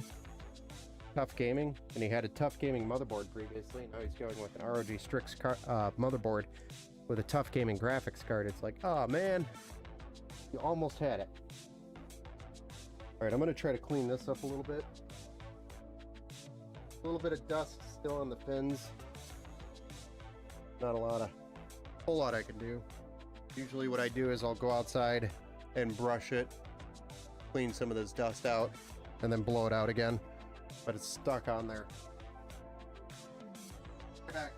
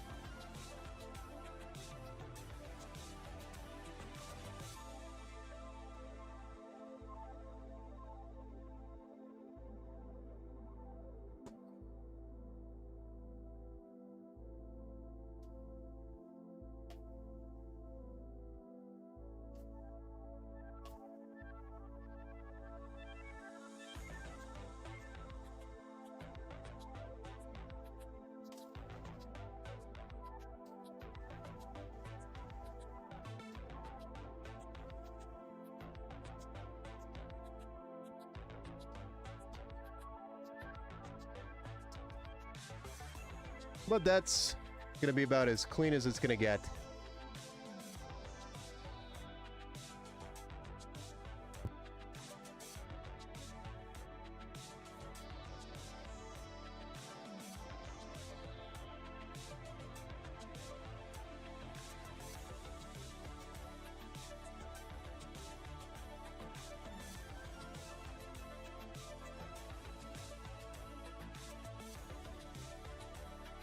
But it's about as clean as you're going to get it. Which is better? I think they're pretty close to equivalent, but a 420 millimeter AIO would be superior to this air cooler. But it's pretty close.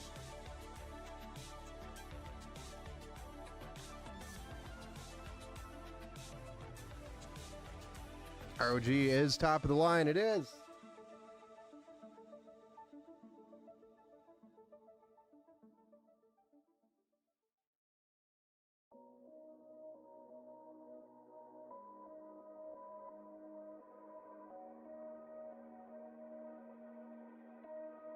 All right, so I'm going to set this aside, and we're going to flip these fans over and take a look at the back of the blades. They're not too bad, but we could clean it up a little bit.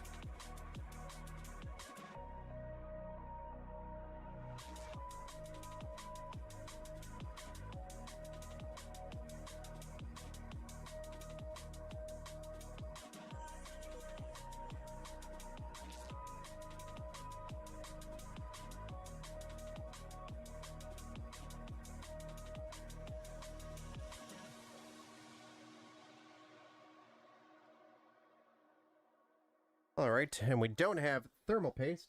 I'm going to reuse, or not reuse, use the MX4 thermal paste for this one. Unless he brought thermal paste, which I didn't see.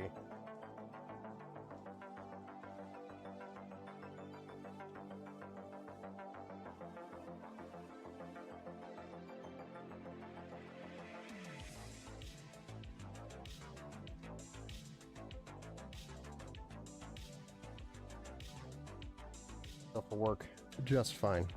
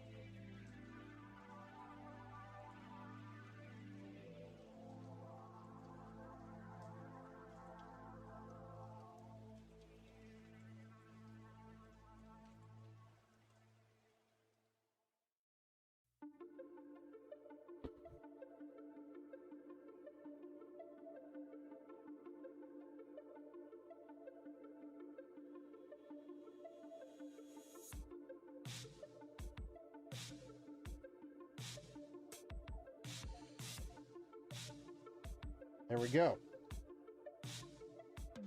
Motherboard is ready to go back in.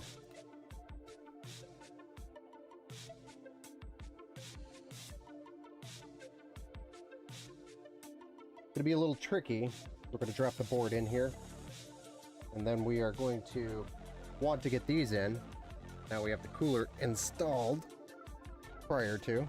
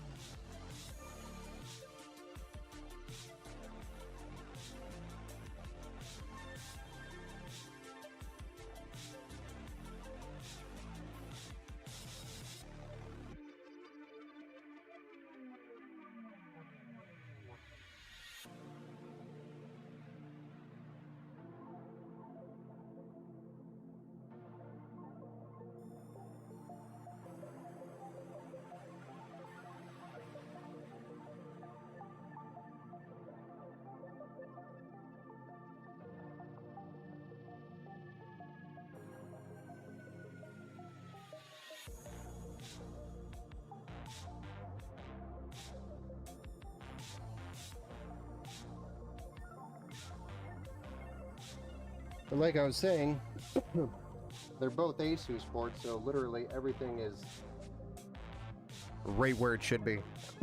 So I don't have to undo any of the cable management, which is nice.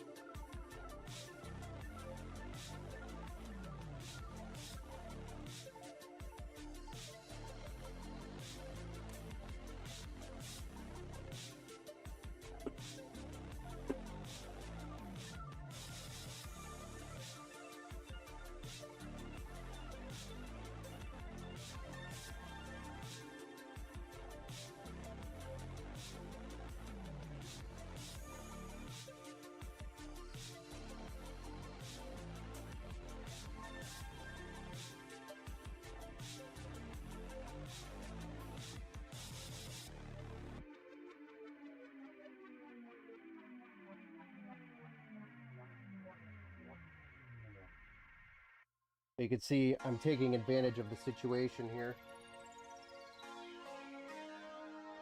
where I can move the board if I need to before I secure it, get stuff plugged in, which I don't need to really do.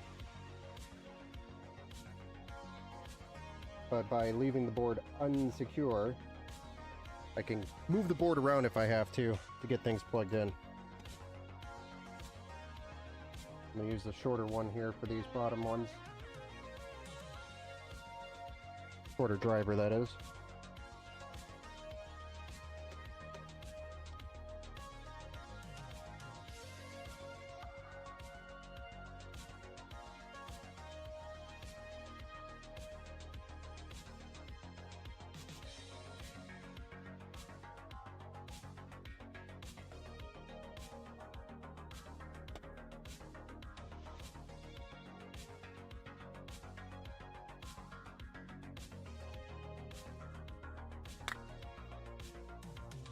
And then we have the ultra long shaft here. Hey, what's up, The Average Distro from the old DOS days. Sorry, little Billy. Your game keeps crashing because your PC is not optimized, LMAO. Welcome back to the Build Show. Sorry if I missed some of your chats there. I've been kind of head down trying to get this done. That should be an R5 4500. Top of the line, except PCIe sharing, LOL. AMD CPU looks so good with contact frame. Yes. Yeah, it looks cleaner. Exactly. Let's keep that pasty off the side of that CPU. Sorry, little Billy. Your game keeps crashing because your PC's not optimized. I love that.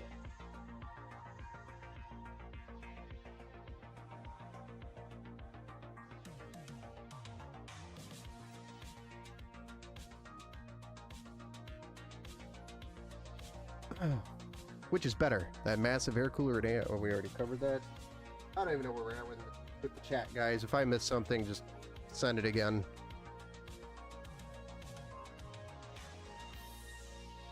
All right, go ahead.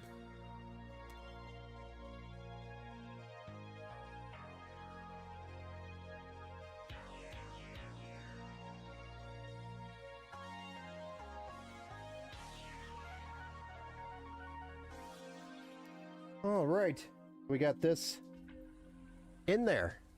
That was easy. Little lights on the RAM aren't twinkling, Clark. All right, so I didn't give the GPU a blow, so we're gonna go ahead and give this GPU a nice quick blow before we put it back in there. And then I might wipe it down a little bit. Got some dust particles on it, so.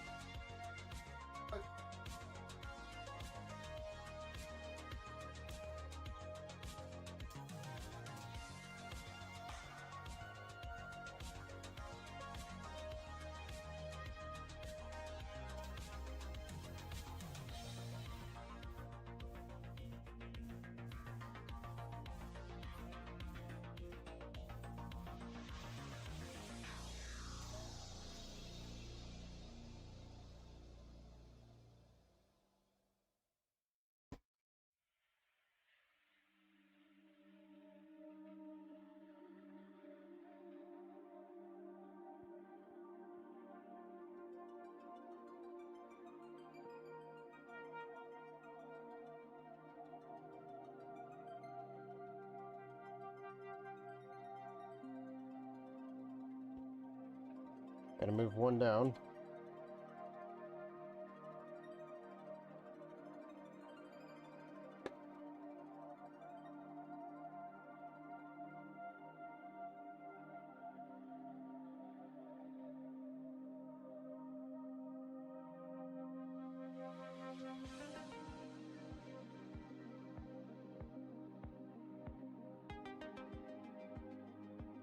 And also, before I put this behemoth in there and make it impossible for my hands to get in there, power cord again.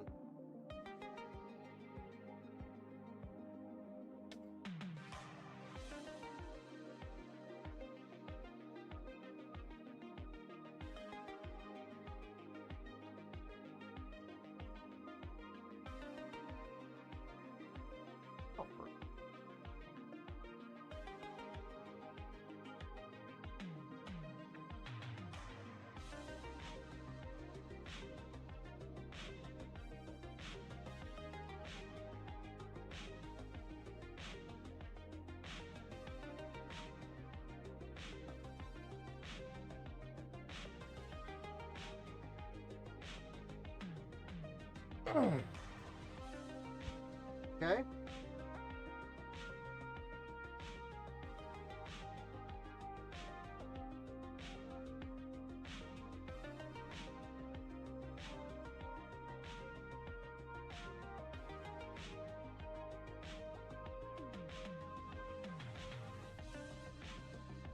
Dust on the side there.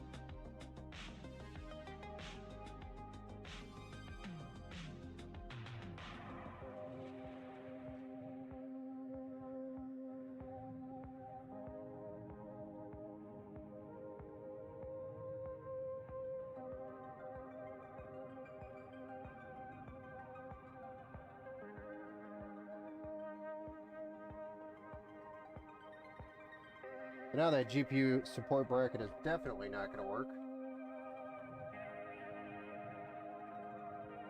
because it is too low. It got too low when the whistle, so that one's not going to work anymore. FYI, you need a new support bracket. Ugh. Let me go see if I have one.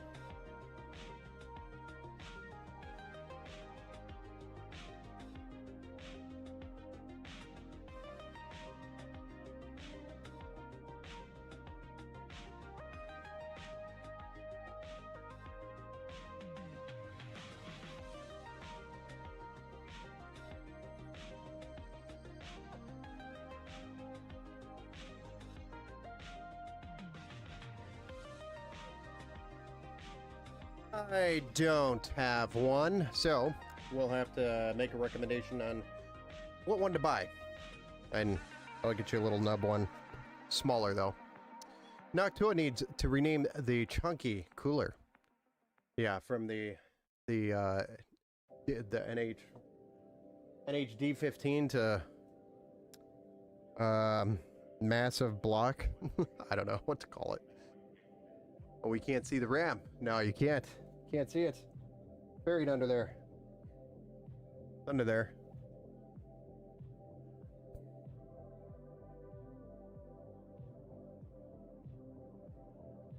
Yeah, it's nice looking. Sleek. So, I'll make a recommendation on which port bracket to get. But, it's not going to stop us from starting it up. Where'd that screw go? There it is. I love JavaScripts. Thank you for the follow over there on the Twitch. And Chapter also, and Ron for the like over on Facebook.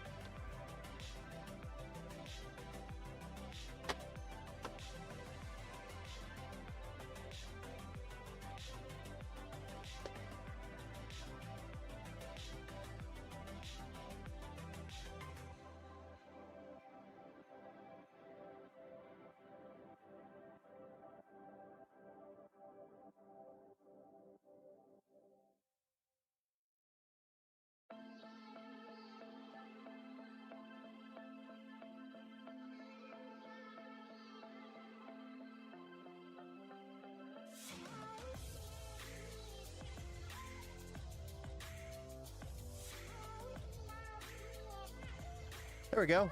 Much cleaner.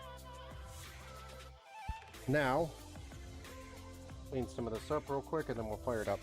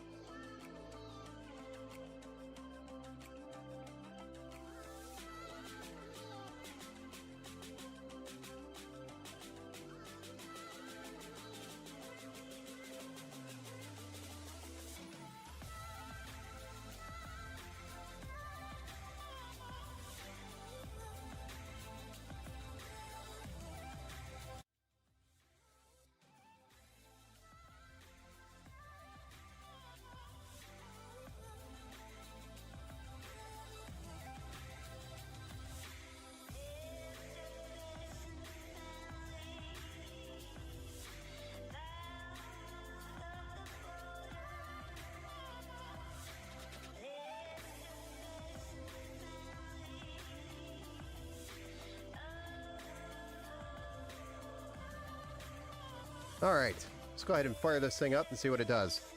Here we go. A 3, a 2, a 1.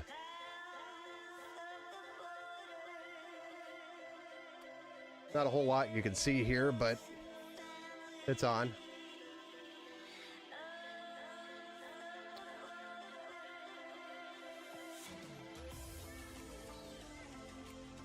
I went and got the PC I built. It has a Ryzen 5 4500, 64 gigs of DDR4, 3600 MT RAM, and an RTX 5060 Ti gigabyte B550 Gaming X V2, and an 850 watt Thermaltake Tough Power Supply. Gold rated. I'm ready if I ever need to upgrade the CPU. Yeah, you can upgrade the CPU and the GPU on that one. The power supply is a little overkill for the 5060 Ti. So you got some wiggle room there for a bigger power supply, and then you've got some wiggle room for a better CPU on that B550.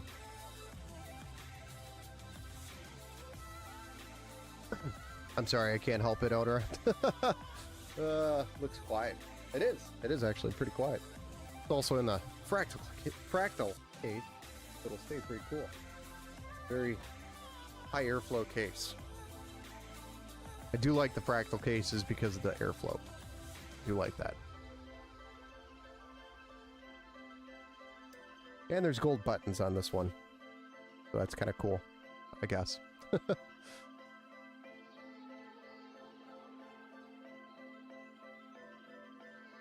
Alright, so we did get a post, so we've posted. So now I'm going to do a BIOS update and then make sure secure boot and TPM is all that stuff is ready to go, and then we'll install wipe the drive that's on there and install Windows. So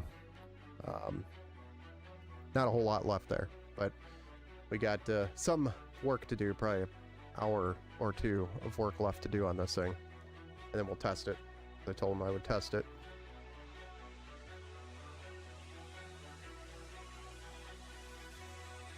I'm supposed to go to the BIOS, and it's not in the BIOS.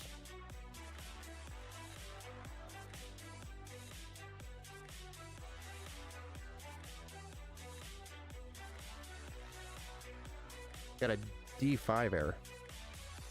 What's D5? Now it's D6. It must be memory training still.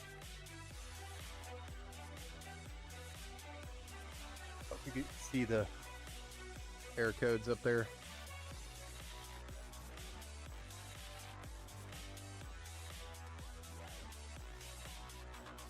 D6. I'll shut it off, turn it back on. That's interesting. Lovely. Off to a fantastic.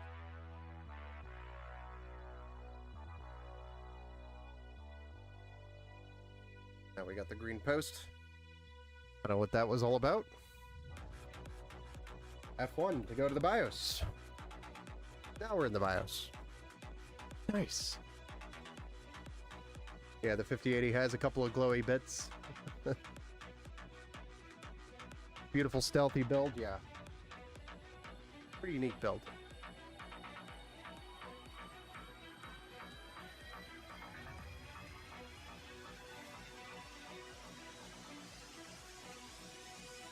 Like changing a NVMe on custom water-cooled build though.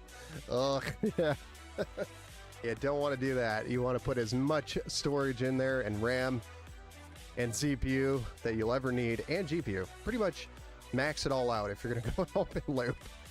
Because you don't want to have to go back in there.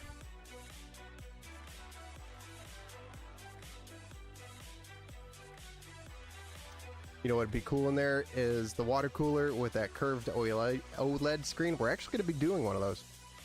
We're going to do a curved OLED screen build here soon. Coming up. Got ordered. My 7800 XT, 7900 XT won't fit in the case I'm using. Not long enough. I believe I could put a Founders RTX 5080 in it though. The 5080 Founders is actually a thick card too, so be careful about the width. It is surprisingly thick and wide. So, all right. So there you have it, guys. We did, well, technically 2 builds. Not 2 full builds, but we did 2 builds in general. And that is where we're gonna stop tonight. I've got more builds coming in, so we'll be doing, of course, more builds. And we're also talking about doing another Tech Talk show with Nerd. You guys are familiar with him, floating around the Discord channel. And we might have another guest on there as well. So we'll see, speaker guest speaker. We'll see when we can put that together, and a lot of cool stuff coming up, you know, builds. Lots of fun stuff coming up. So stay tuned. And if you haven't already, join the Discord channel where you will stay tuned. Mostly it's where I'll post most of my updates, or if you need something from me, that's where you can reach me. Outside of that, that's what we got going. Had a great time, thanks. It's a little past my bedtime too. Yeah, it's past my bedtime. It's 12:14. I gotta be up around 5 a.m. So yeah. Chef, I used that board for a while and I thought it was constantly throwing codes. When I realized it reads the board temp. Yes. Yep, it does read the board temp. Thanks, Ben. Sorry about the Tigers. I would have rooted for them. Yeah, it's okay. Oh, Tony. Tony coming in with a 5 gifted right before the end of the stream here. Much appreciated. Who got a gift? The Flash got a gift. That's a good one. Leah, Nicole got a gift, and Victor got a gift. All good ones. I think those are all good ones. Thank you, Tony. Thank you for coming in with that 5 gifted. Woot woot! The Flash.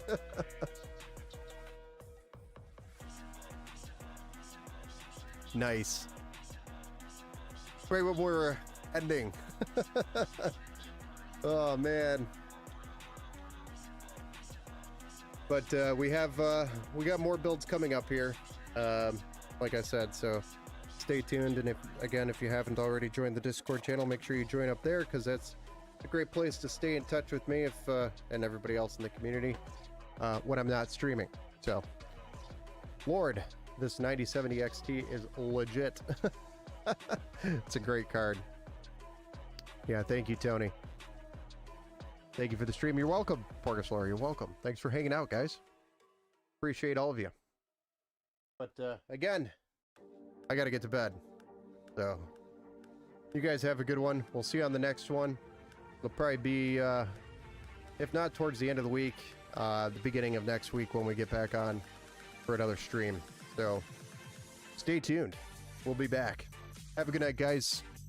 And happy officially hump day over here in Eastern Time. The middle of the week. Happy Wednesday. We'll see you guys in the next one. Have a good night.